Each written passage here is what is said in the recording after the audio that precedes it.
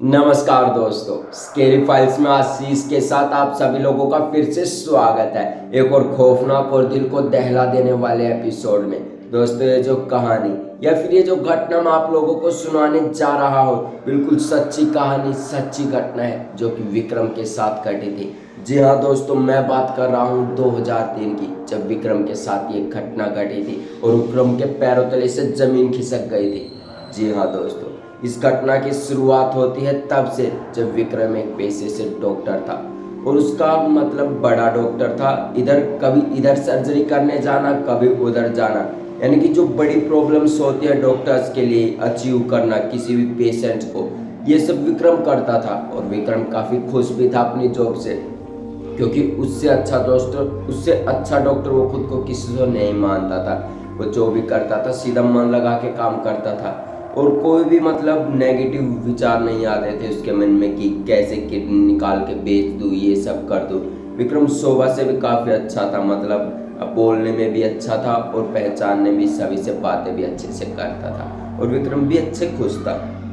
इसी सिलसिले में दोस्तों विक्रम अपने घर यानी मुंबई से राजस्थान एक हॉस्पिटल में आता है कि किसी पेशेंट का इलाज करना था या फिर किसी की हार्ट सर्जरी करनी थी, जो कि काफ़ी बड़े बड़े डॉक्टरों के बस की बात नहीं होती और विक्रम उसे चुटकियों में कर लेता था।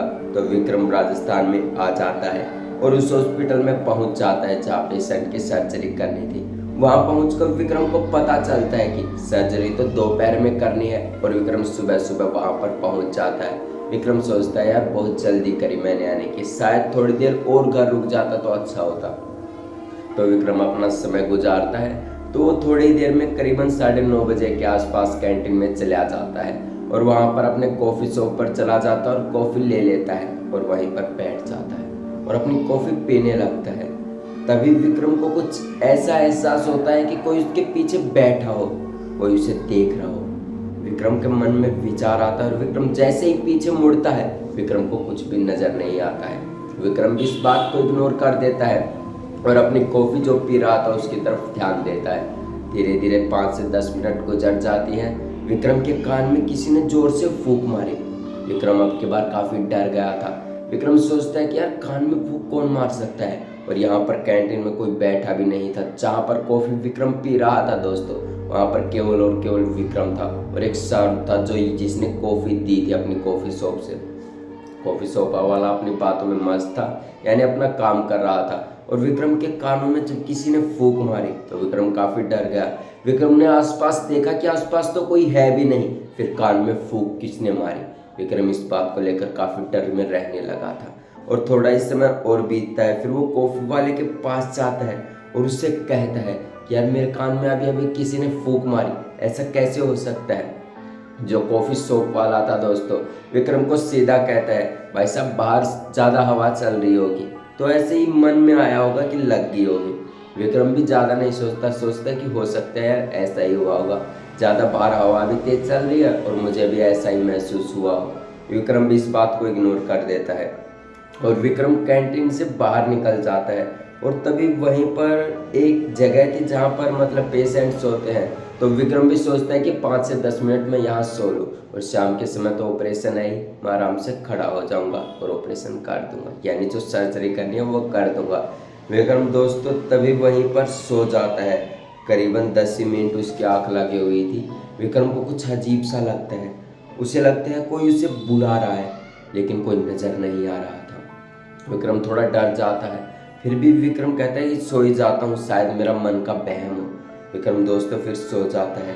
आधे घंटे में जब विक्रम की आंखें खुलती हैं, विक्रम को बहुत ही बुरे सपने आते हैं।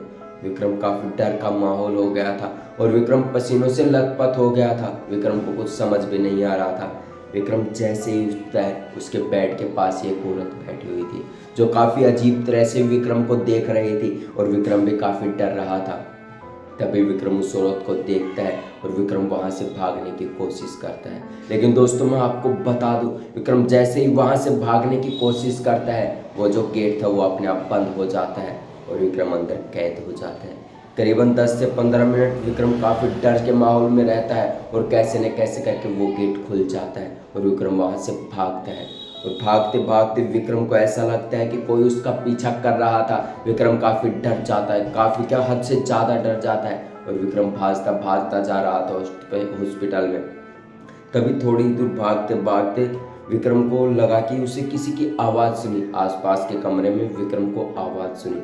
ऐसा लगा कि एक कमरे में कम से कम 20 से 25 लोग हैं जो कि बुरी तरह से हंस रहे हैं, यानी कुछ भी कर रहे हैं, जो कि मतलब बातें कर रहे हो। विक्रम को ऐसा लगता है और विक्रम भागकर उस रूम में चला जाता है। विक्रम जैसे उस रूम के अंदर चला जाता है वैसे ही जो 20-25 लोग थे जो आपस में बातें कर रहे थे उनकी आवाज़ आने बंद हो जाती है। विक्रम जो था और भी काफ़ी डर जाता है और सोचता है कि अब क्या करूं। और दोस्तों जो 20-25 लोग उस कमरे में थे वो विक्रम को देख के ही एकदम चुप हो जाते हैं और विक्रम को एक सांस देखने लगते हैं। ये देखकर विक्रम के होश ही आवाज़ उड़ जाते हैं। करीबन 20 से 25 मिनट तक वो उन लोगों को देखता रहता है और पसीने से लथपथ, ना ही उसकी कुछ करने की हिम्मत, ना ही वो कुछ कर सकता था। ऐसे ही समय गुजर रहा था, कम से कम आधा घंटा हो चुका था। विक्रम को समझ नहीं आ रहा था कि मैं बाहर कैसे निकलूं। तो कैसे न कैसे करके विक्रम दरवाज़ा खुलता है और वहाँ से भाग निकलता है। जैसे ही भागता है तो वो बाहर देखता है कि एक बूढ़े अंकल ने वो दरवाज़ा खोला हुआ था। ये देखकर विक्रम थोड़ा शांत होता है और बूढ़े अंकल को कहता है कि यहाँ पर अंकल 20-25 लोग ऐसे थे और ऐसा हो गया। बूढ़े अंकल कहते हैं ऐसा कुछ नहीं होता, सब कहने की बात है। जब दोनों अंकल और विक्रम उस जगह से थोड़ी आगे निकल जाते हैं तब जो अंकल थे विक्रम को सारी बातें बताते हैं कि इस हॉस्पिटल में ऐसा क्या हुआ था और वहाँ पर ये लोग क्या कर रहे हैं और किस कारण से यहाँ आए थे। तो वो जो अंकल थे विक्रम को कहते हैं कि आज से करीबन 25-30 साल पहले यहाँ पर जो हॉस्पिटल बना हुआ है यहाँ पर कब्रिस्तान बना हुआ था और काफ़ी लोग मतलब जिंदा मारकर दफना दिए गए थे। जो भी आप समझो, मतलब जिंदा दफना दिए थे तब, जो कि लोगों के साथ काफ़ी बुरा व्यवहार किया गया था, उन्हें काफ़ी टॉर्चर किया गया था। और दोस्तों विक्रम जैसे ही गेट से बाहर आता है वो जो उसे कब्रिस्तान लग रहा था, अंदर लोग दिख रहे थे, वो फिर से हॉस्पिटल बन जाता है और बिल्कुल ही नॉर्मल हो जाता है। वो जो बूढ़े अंकल थे विक्रम को सारी बातें बताते हैं। तो दोस्तों विक्रम उस दिन के बाद अपनी कार लेकर वहाँ से निकल जाता है और अपने घर चला जाता है। और आज तक दोस्तों विक्रम कभी ऐसे हॉस्पिटल में नहीं जाता। पहले वो हॉस्पिटल की पूरी जानकारी लेता है कि इस हॉस्पिटल में ऐसा क्या हुआ था और यहाँ पर ऐसा क्यों हुआ था। तो दोस्तों विक्रम काफ़ी परेशान रहा था और विक्रम का कम से कम 15 से 20 दिन तक बुखार नहीं उतरा था। वो अपनी तबीयत का भी जान का दुश्मन बन चुका था। तो दोस्तों ये थी आज की कहानी जो मैंने विजिट करी है। तो कमेंट सेक्शन में कमेंट करके ज़रूर बताएं कि ये कहानी आपको कैसी लगी और कहानी सुनने के लिए चैनल को सब्सक्राइब कर लें। तब तक के लिए जय हिंद दोस्तों। मिलते हैं अगले शनिवार को फिर से एक और खौफनाक और दिल को दहला देने वाले एपिसोड को लेकर।